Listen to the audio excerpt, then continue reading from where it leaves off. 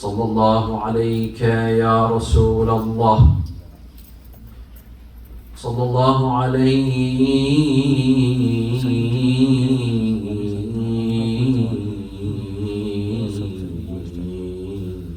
يا سيد ويا مولاي يا أبا عبد الله يا رحمة الله الواسعة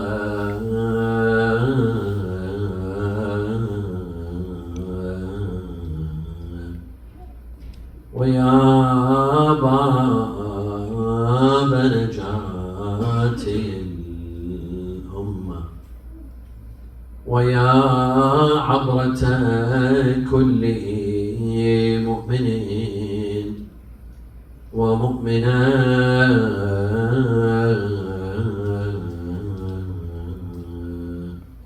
يا ليتنا كنا معكم سادتي فنفوز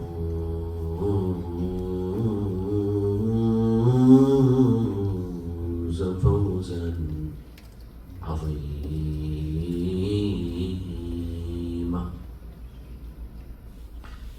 أعوذ بالله من الشيطان الرجيم. بسم الله الرحمن الرحيم. وما محمد إلا رسول قد خلت من قبله الرسل أفإن مات أو قتل انقلبتم على أعقابكم. صلوا على محمد وآل محمد.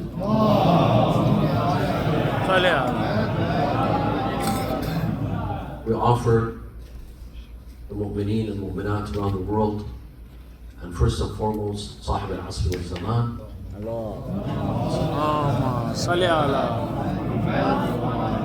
our sincere condolences on the loss and departure of the greatest human being that walked this earth, Rasulullah Khatam al-Anbiya Muhammad.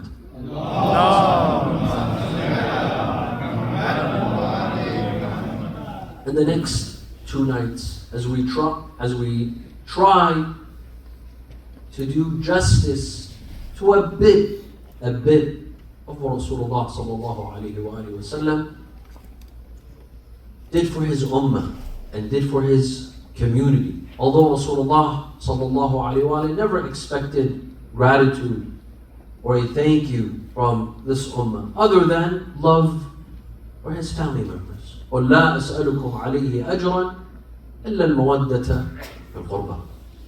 In the next 2 nights, my dear brothers and sisters, I would like to shed on 2 important aspects in the holy life of Rasulullah sallallahu alaihi wasallam,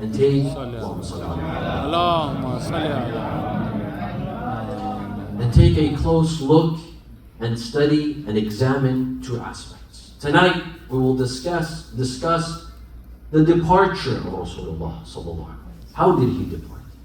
Was it a natural death?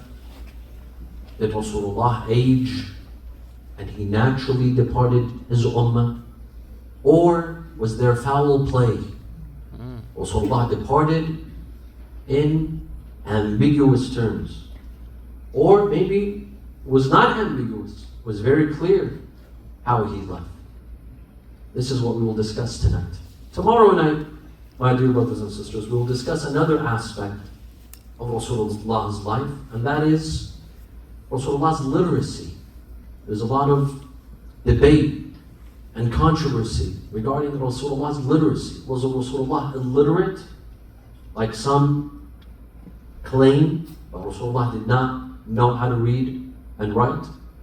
Or is it that Rasulullah was literate and that he could read and he could write, but he never did? That we will leave for tomorrow night. Come with me tonight, my dear brothers and sisters, as we embark on this journey to solve this mystery. How did Rasulullah pass? Was it a normal death? He had a heart attack? or a stroke and he departed?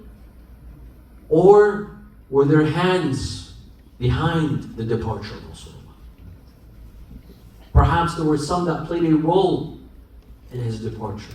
Yet they were able to cover it up smoothly, to the degree that after 14 centuries today, we have to come and solve a mystery. We have to ask, how did Rasulullah depart? You see? Perhaps there was a major cover-up throughout history. And every generation that came covered up for the generation before it. Tonight, we'd like to shed light on this topic. Those who say that Rasulullah departed this life not in a regular way. It was not a normal death. Rather, Rasulullah was murdered. Rasulullah was martyred. Rasulullah was poisoned. Now, tonight, for the sake of not stirring controversy, we will not say who. Because I think this question is easy to answer. The question is how. Did that happen or did that not happen? And perhaps we will leave the question of who for future times and for future years when the time is ready. Sallallahu ala Muhammad wa ala Muhammad. Allah. First of all, my dear brothers and sisters, we have prophets that were killed, that were murdered. This is a fact. There's no question about this. Some prophets were murdered. For example, Prophet Zakaria alayhi salam. Prophet Zakaria was cut in half by Bani Israel. He went inside a tree to hide from Bani Israel. You see the destruction that happens today? It dates back for many years. Many years ago. All the prophets of Allah, they dreaded so much. They had to endure so much from Bani Israel. He went inside a tree to hide. They cut the tree in half.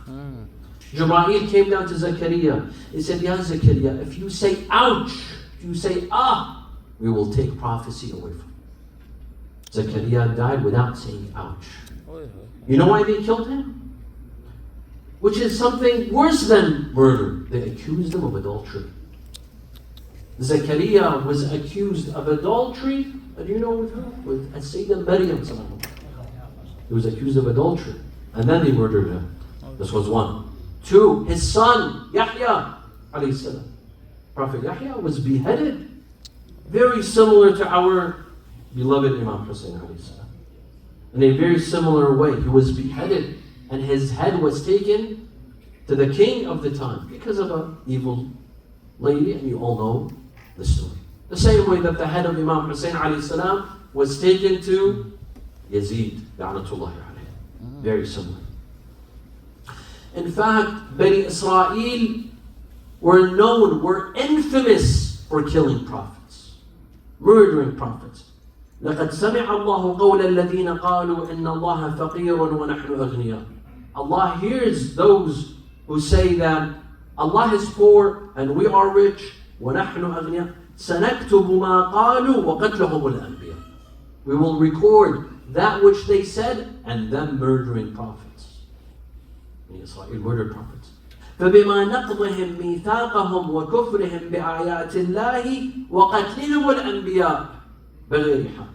Allah tells us of Bani Israel that they broke the oath and they lied and they killed their prophets. Not one, not two. Bani Israel built graveyards for prophets that they killed with their own bare hands. This is one. So if we say that Rasulullah sallallahu alaihi wasallam was murdered, he was not the first. There were prophets before him that were murdered and martyred. This is one. Two, the Quran tells us that some prophets, there was a conspiracy to kill them. There were conspiracies by their own people to kill them. Namely, Prophet Musa alayhi salam. Prophet Musa, there was a conspiracy to kill him. وجاء رجل من أقصى المدينة يسعى قال يا موسى إن الملأ يأتمرون بك ليقتلوك. A man came, Habib al-Najjar, the famous story, the carpenter, whom the mother of Musa told him to make me a box for a child, and he went to Fir'aun and he wanted to tell him who this child is, but he could not speak. 3 times he entered upon Fir'aun to tell him that I'm making a box for a child, yet he couldn't speak. He realized that this was a miracle.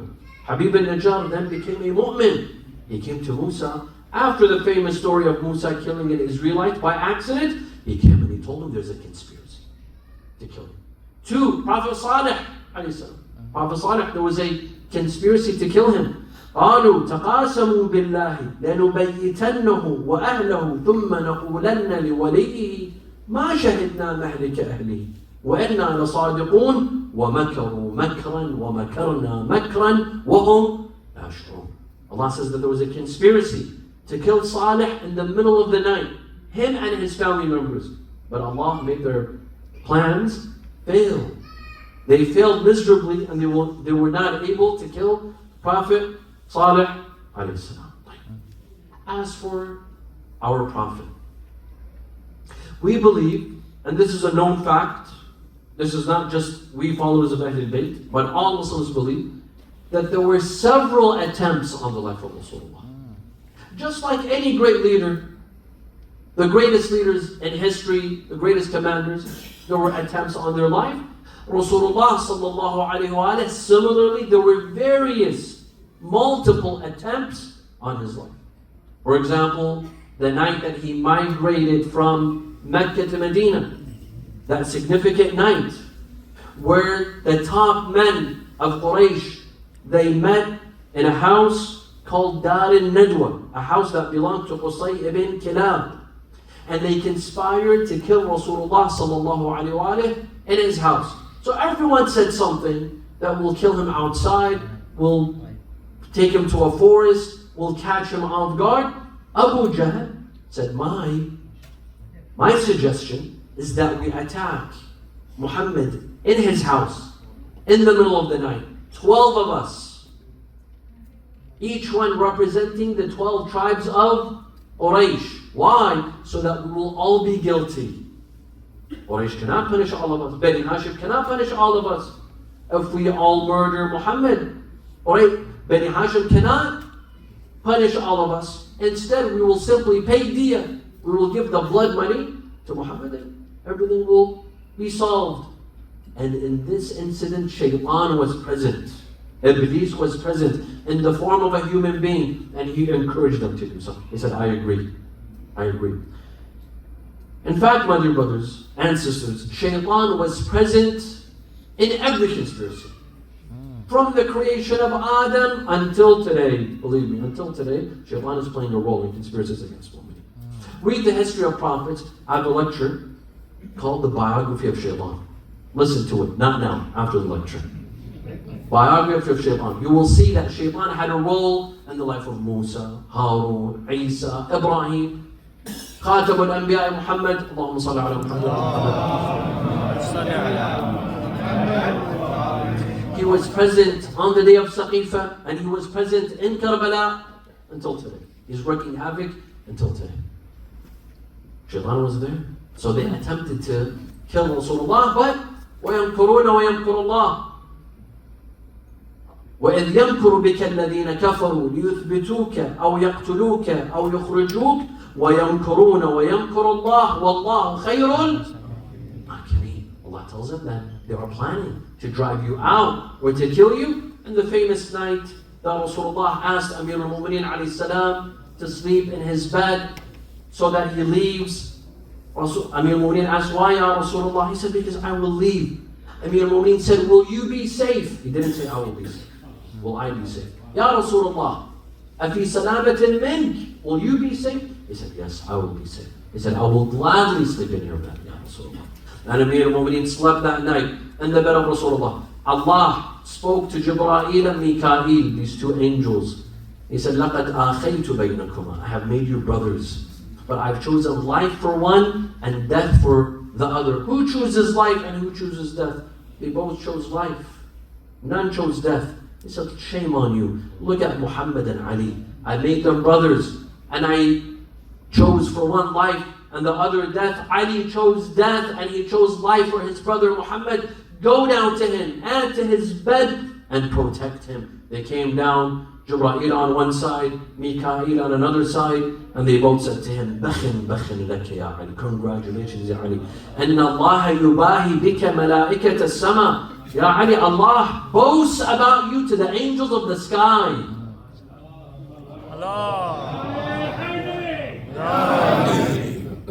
So this was another attempt. There was another attempt. And that was, and this incident that I will tell you now, this is an incident recorded in both Sunni and Shi'i traditions. And that is the Jewish lady that poisoned Rasulullah sallallahu alaihi wasallam. There's two versions, very similar. Some details are in this Sunni version of the hadith, found in Sunni books of hadith.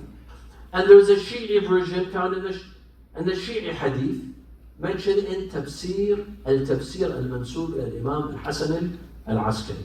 What was the issue?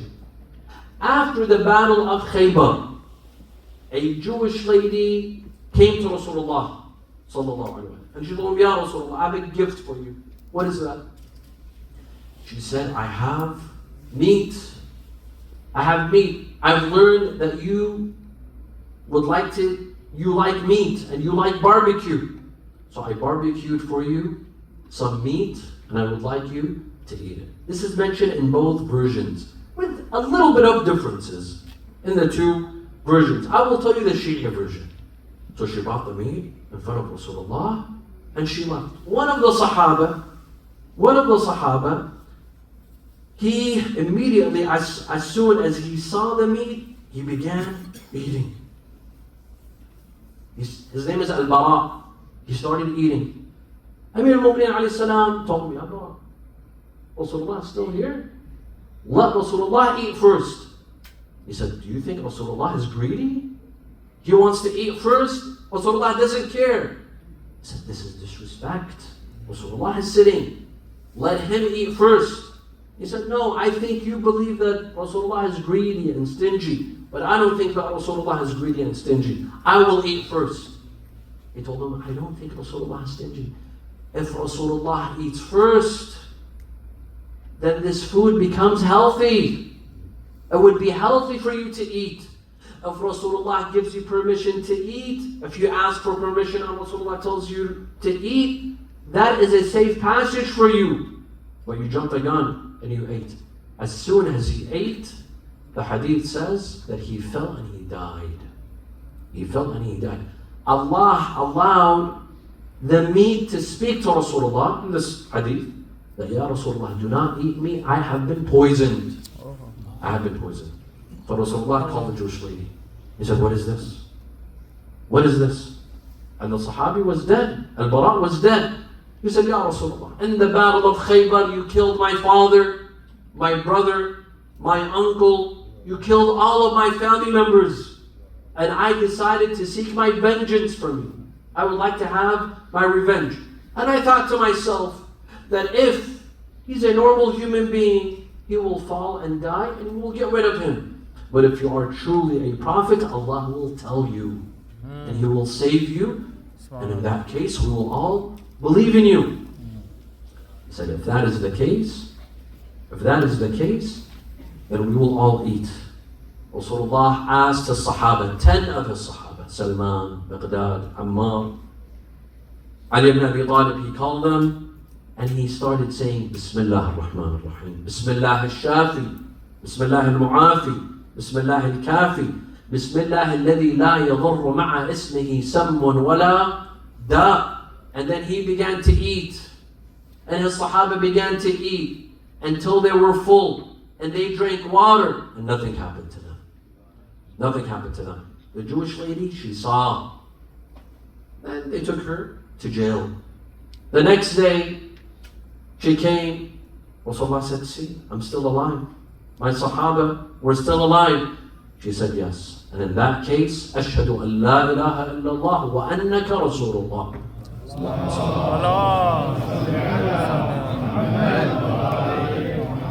This was another attempt at Rasulullah sallallahu alayhi wa sallam. However, one thing is interesting.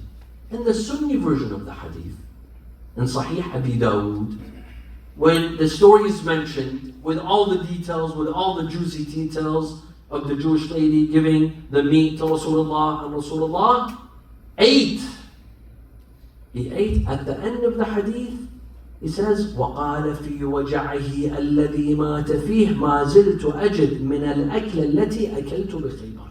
That when Rasulullah was about to die, he says, I still feel pain from that food that I ate at Khaybar. This is very interesting. Why? Because this is part of the, finish the sentence for me. But this is part of the cover-up. This is part of the cover-up. They said Rasulullah was poisoned by the Jewish lady. When? At Khaybar. Many years before. Rasulullah died year 12 after Hijrah, after the conquest of Mecca. What type of food was this? What type of meat was this? For it to remain for years and to affect Rasulullah after 4 years. Obviously there was some form of cover-up. There was another assassination attempt on the life of Rasulullah sallallahu alaihi wasallam. This time, when he was returning from the battle of Taboot. And this incident is mentioned in the Holy Quran. In Surah At-Tawbah, verse 74. يَحْلِفُونَ بِاللَّهِ مَا قَالُوا. They swear to God that they did not say. Did not say what? وَلَقَدْ قَالُوا كَلِمَةَ الْكُفْرِ. And they had said the word of kufr. بَعْدَ وَكَفَرُوا بَعْدَ إِسْلَامِهِمْ. And they became kuffar after their Islam. So this verse is very clear that is it speaking about Jews? No. Christians? Mushrikeen? Speaking about whom? Muslims. From the Muslim community. وَكَفَرُوا بَعْدَ إِسْلَامِهِمْ. After they were Muslim, they became kuffar. وَهَمُّوا بِمَا لَمْ يَنَالُوا. And they attempted to do something that they were not successful in. They were not successful in. What happened in the Battle of Taboot? In the Battle of Taboot, Rasulullah went to the battle and he was returning. By the way, in parentheses, we have a dear friend, a scholar. He's here in New Jersey.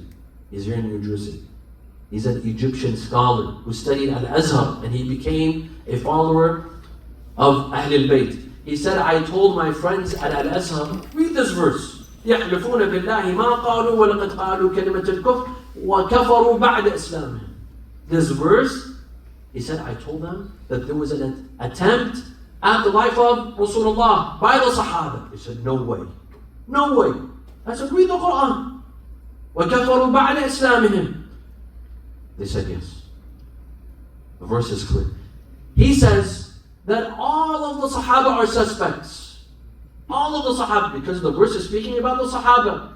So all of the Sahaba of Rasulullah are suspects because of this verse, including Ali ibn Abi Talib. He said absolutely right.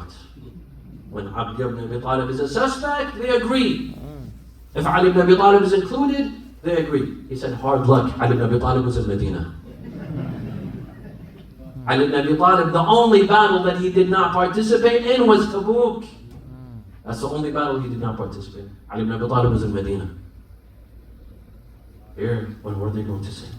What are they going to say? You see, when Rasulullah was coming back from the battle of Taboot, there were Sahaba. Rasulullah passed by a cliff, and they stood at the cliff. There was a rock. And they were about to drop a rock on top of Rasulullah. Yet Allah exposes them in Surah At-Tawbah. يَحْذَرُ الْمُنَافِقُونَ أَن تُنَزَّلَ عَلَيْهِمْ سُورَةٌ تُنَبِّئُهُم بِمَا فِي قُلُوبِهِمْ. You know the munafiqeen, the hypocrites of Medina, they were always scared. They were always scared. You know, like today, with the Epstein files, there are some individuals, we will not name them, were very scared because their names might pop up in some of the files. At the time of Rasulullah, some of the Sahaba were always scared. Why? Because at any moment, Jibreel will come down and will expose them in the Holy Quran. A verse will be revealed, exposing them by name. يَحْذَرُ الْمُنَافِقُونَ أَن تُنَزَّلَ عَلَيْهِمْ سُورَةٌ تُنَبِّئُهُم بِمَا فِي قُلُوبِهِمْ. They were always scared. Allah revealed to Rasulullah that there's a conspiracy against you. There's an attempt on your life, and their names were mentioned. And Hudayfa and Ammar were with Rasulullah. Rasulullah tells Ammar that so and so, and we will not mention their names. And the hadith doesn't mention their names either, for their sake.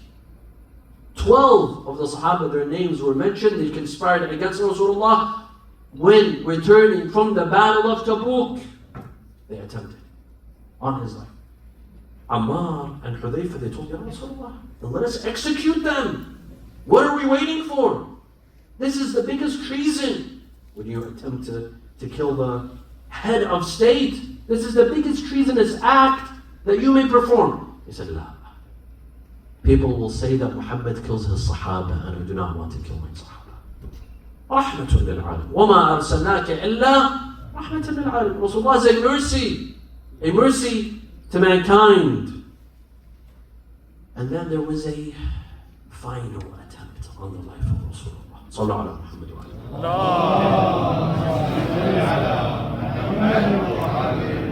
ala. Some scholars, some historians believe that there was an attempt on the life of Rasulullah in the final days of his life.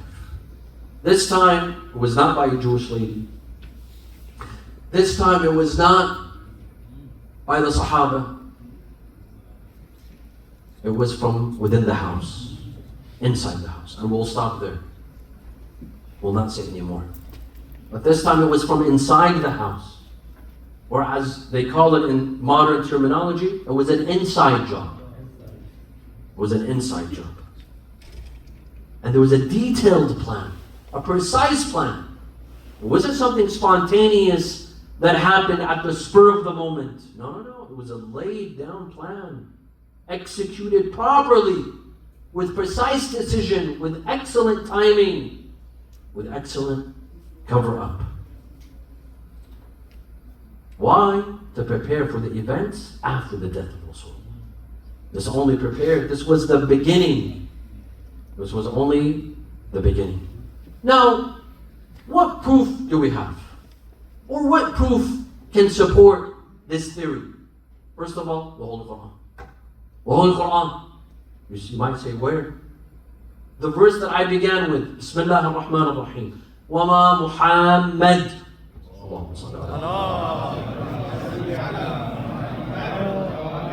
وَمَا مُحَمَّدٌ إِلَّا رَسُولٌ قَدْ خَلَتْ مِنْ قَبْلِهِ الرُّسُلُ. That Muhammad is only a messenger that came after many messengers. أَفَإِنْ مَاتَ أَوْ قُتِلَ انقلبتم على أعقابكم. If he dies or is murdered, you will go back to your old ways. You might say, well, that doesn't prove anything. You didn't prove anything. The verse is saying, if he dies or murdered. It means if he dies, or. It means or. So the Quran is putting out two possibilities. That either Rasulullah sallallahu alayhi wa sallam died a regular death, فَإِنْ مَاتَ أَوْ قُتِلَ, or if he's murdered. The Quran doesn't support any of these two theories. There's two theories. There's two possibilities. Either he died a regular death, or he was killed. The Quran doesn't support the answer. أو in Arabic could mean or, and it could mean rather.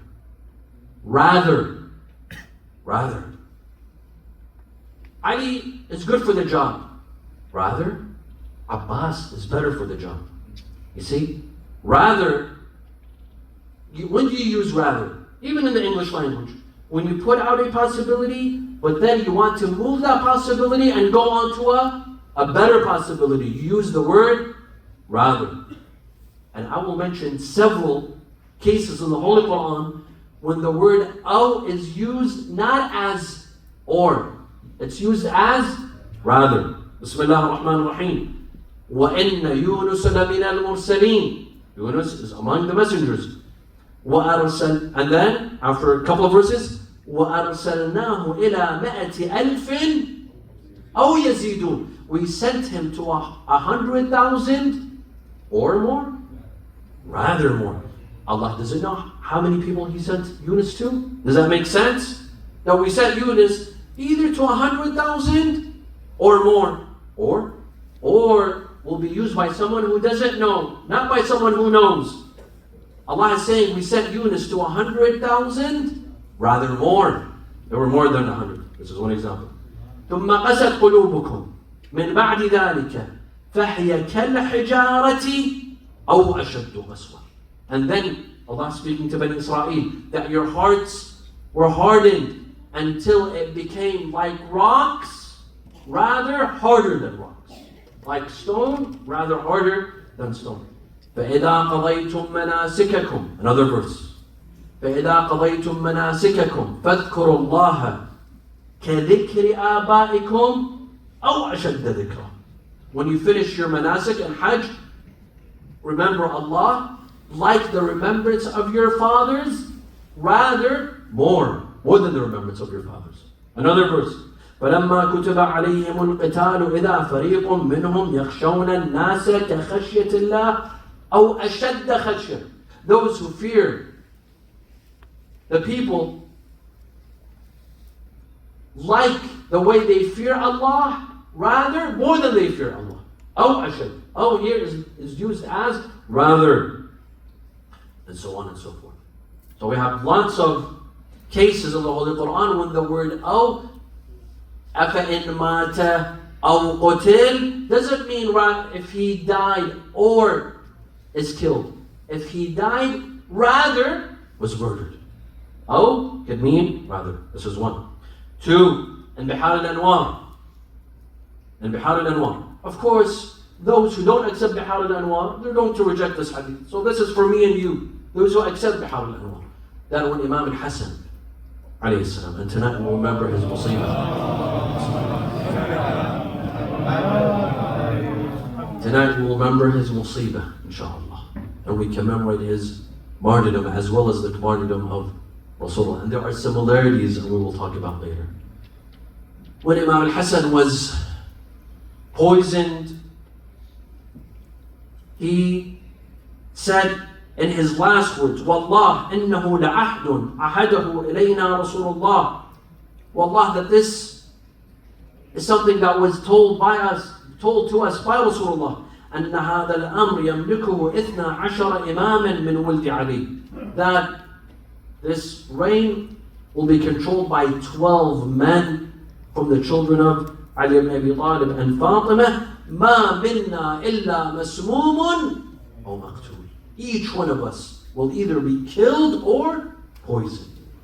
So I'm saying that the Imam is speaking generally about the Ahl-e-Bait.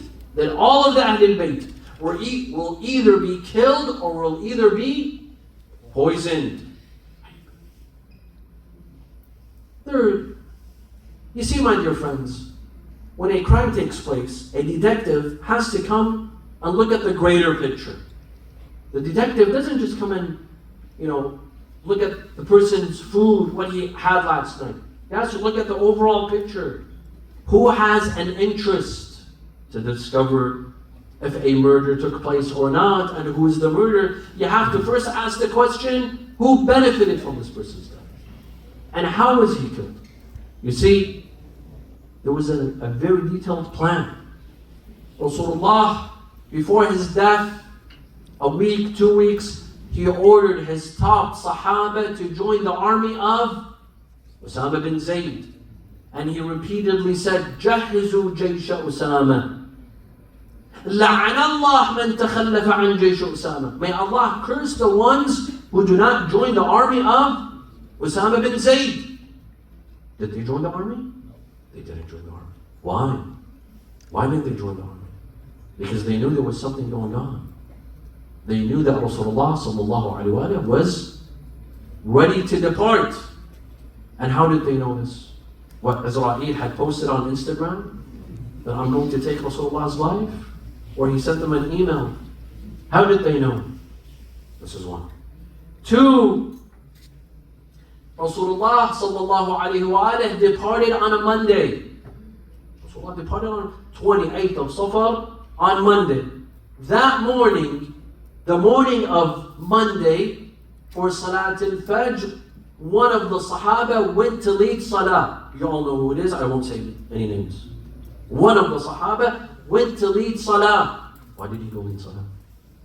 Who told him to lead salah? How did he know that that was going to be Rasulullah's final day in this life? And out of all days, he chose the day that Rasulullah was departing? That doesn't add up. Number 3, Rasulullah, the Thursday before, you see, if there's a timeline, Rasulullah passed away on Monday. The Thursday before was the famous Raziyati Yawm al-Khamis, the calamity of Thursday. When Rasulullah said, Atuni bitawa'in wa qartas aktubu lakum kitaban lan tadillu ba'di abada. Let me write you a will you will never go astray. That man said, Inna rajula la yahjur. The man speaks nonsense. By the way, Sahih al-Bukhari, he tends to sugarcoat things. In Bukhari, if you read the calamity of Thursday, you will see that he says, فَقَالَ رَجُلٌ, a man said, إِنَّ رَجُلًا لَيَهْجُرُ, that the man speaks nonsense. He doesn't say who. He said, one of the men, he said that the man, he doesn't say Rasulullah. Look at the disrespect, the amount of disrespect. He didn't say Rasulullah speaks nonsense. He said the man speaks nonsense. Right? The hadith right after that, Sahih al-Bukhari says, فَقَالَ عُمَرُ, Umar said, إِنَّ النَّبِيَّ غَلَبَ عَلَيْهِ الْوَجْعِ. Rasulullah is overwhelmed with pain. You see, when he mentions names, he softens the phrase. When he doesn't mention the name, he says it as it is. And they say, why don't you trust Sahih al-Bukhari? This is one of the reasons. One of the reasons. Right? And so on, and so forth. 4, we have several narrations from our ulama and from our imams that Rasulullah sallallahu alayhi wa alayhi was poisoned. And Imam Sadiq alayhi salam. He says, Allahumma salli ala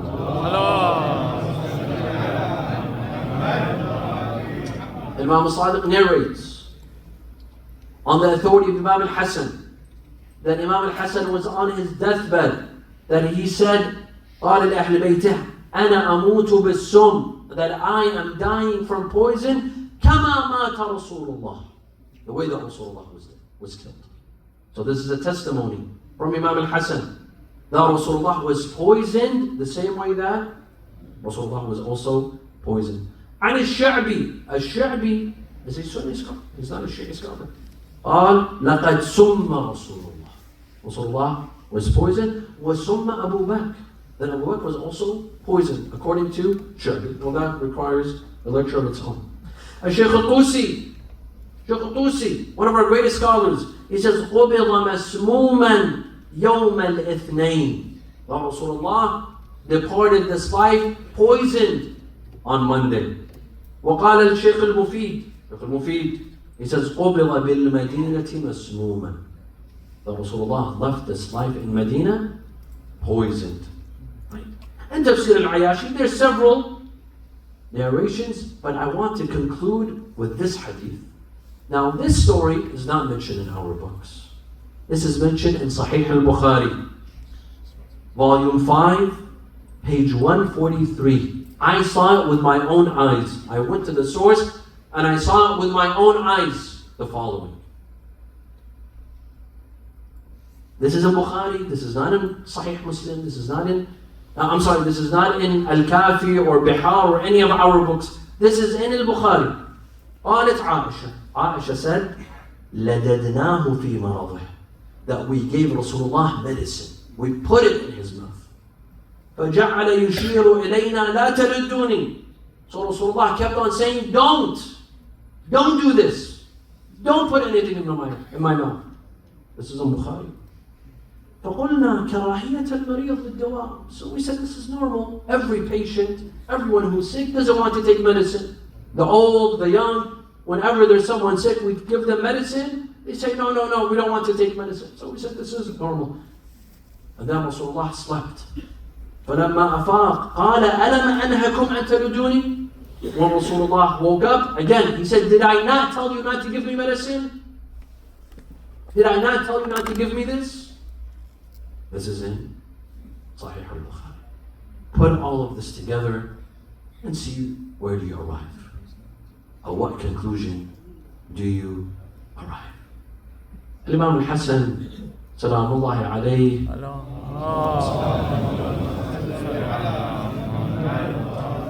there's a lot of similarities between Imam Hassan and Rasulullah sallallahu alayhi wa alihi wa sallam. Number one, Imam Hassan was poisoned. By whom? By Jordan, the daughter of Al-Ash'ath ibn Qais. She was fooled by Muawiyah. Muawiyah had given her 100,000 dirhams, that if you give this poison to Al-Hassan, you receive 100,000 dirhams and you will marry my son Yazid. And so she did. She gave the poison. This poison was brought from the Roman Empire. It was bought by Muawiyah from the Roman Empire. The Roman Emperor, he said, who do you want this poison for? Muawiyah told him, I want your worst type of poison. The most dangerous type of poison. He said, for whom? He said, for the grandson of your enemy, Rasulullah Muhammad. He said, the grandson of your messenger? He said, yes. He said, if Jesus had a grandson, we would have worshipped him. And you killed the grandson of your messenger? He said, yes. So he was given the poison. And Imam al-Hassan alayhi salam was being tortured from this poison. He was suffering. Imam al-Hussein came to visit him. He saw that Imam al-Hassan was vomiting his own liver. His own liver in a bucket. He was vomiting his own liver. And then he told his brother Imam al-Hussein that, Ya Aba Abdullah, I have been given poison numerous times, but none was like this time. None was like this time. I can feel the pain of the poison in my body and in my system and in my liver. As they were talking, Sayyidah Zainab comes in. Imam al-Hassan tells Imam Hussein, Ya Aba Abdullah, hide the bucket. I do not want Zainab to see what is happening. Imam al-Hassan was so sensitive towards his sister Zainab. All of them were. They were all sensitive towards Sayyidah Zainab. That Zainab does not get upset. Zainab does not see this horrible tragedy. Zainab does not get upset by seeing all of this. And Imam al-Hassan passes. And he asks Imam Hussein to wash him, to put on his kafan, to bury him next to his grandfather, Rasulullah sallallahu alayhi wa alayhi. And so they take the janazah to the shrine of Rasulullah. Yet that lady came out riding a mule. Ibn Abbas told her, Tajammalti, tabaghalti, walau ishti tafayyalti. One day you ride a camel, another day you ride a mule, the next you will ride an elephant. She said, Nahu ibnakum an bayti. Do not bring your son to my house. Her house. It became her house. It was the will of Imam al-Hassan to be buried next to his grandfather, Rasulullah. She said, do not bring your son to my house. Marwan ibn al-Hakam was standing with his army, with his soldiers. Abu al-Fadl al-Abbas was standing, his hand on his sword, about to fight. Imam Hussein told him, Ya Abu al-Fadl, not today. Today you're not fighting. There's another day for you, Ya Abu al-Fadl. There's another day for you, but not today. Our brother Hassan said, do not spill a drop of blood for me. Do not. As they were moving, Marwan ibn al-Hakam gives his soldiers the command to throw arrows, to shoot the body of Imam al-Hassan with arrows. They shot him with arrows. When they counted the arrows, they found 72 arrows had pierced through the body of our Imam al-Hassan. 72 arrows. They took the arrows out, they put the kafan on again. And Imam Hussein comes to Al-Baqi and he buries his brother in Al-Baqi. He puts him in his grave, he goes down with him, he says the talqeen, and he puts his brother in his grave. I say, Ya Aba Abdullah, How many brothers did you have to lose, Ya Aba Abdullah? How much pain did you have to endure? The loss of a brother is so difficult. Ya Aba Abdullah, the day that you buried your brother Imam Hassan was a difficult day, but I'd like to ask you, which one was more difficult? Burying your brother Al-Hassan or seeing Abu al-Fadl al-Abbas with an arrow in his eye? Ya Aba Abdullah, which one was harder for you? When you went to Abu al-Fadl al-Abbas and the arrow was in his eye, his hands were cut off, they were severed, the flag was on the ground, the water container had spilled all around Abu al-Fadl al-Abbas. When Imam Hussein arrived to Abbas, Abbas said, Ya Hada, oh man, I would like to ask for a request. Do not kill me, do not finish me off until I see my brother Hussein. Imam Hussein told him, Akhi Abu al-Fadl, this is me, this is your brother. Imam Hussein sat next to him and he said, Al-an inkasara dhahri وَقَلَّتْ حِيلَتِي وَشَمِتَ بِي عَدُوِّي. Abbas, now my back is broken, now my enemy rejoices. Imam Hussein sat down next to Abu al-Fadl. He put his head in his lap. Abu al-Fadl Abbas moves his head. Again, Imam Hussein grabs his head, he puts it in his lap. Abu al-Fadl Abbas moves. He did this 3 times. Imam Hussein told him, why, brother, why don't you keep your head in my lap? Let me enjoy your final moments, your head in my lap. He said, Akhi Aba Abdullah, ba'da sa'a, in an hour from now, in whose lap will you put your head, Ya Akhi? In whose head will you put your head? Imam Hussein alayhi salam comes back to the tent. His daughter Sukainat sees him. Aba Abdullah, Aba, Ayna Ammi al-Abbas, is there any news of my uncle Abbas? Did he get any water? Zainab comes, Akhi Aba Abdullah, where's Abbas? Imam Hussein goes to the tent of al-Abbas. He holds the pole and he drops it to the ground, meaning that he's not going to come tonight. All of the women and children start shouting, Wa Abbasah, wa day'atanahu ba'dak. And Imam Hussein also joins them, Wa Abbasah, wa day'atanahu ba'dak. لا حول ولا قوة إلا بالله العلي العظيم. إنا لله وإنا إليه راجعون. وسيعلم الذين ظلموا أي منقلب ينقلبون والعاقبة للمتقين. يا حسين,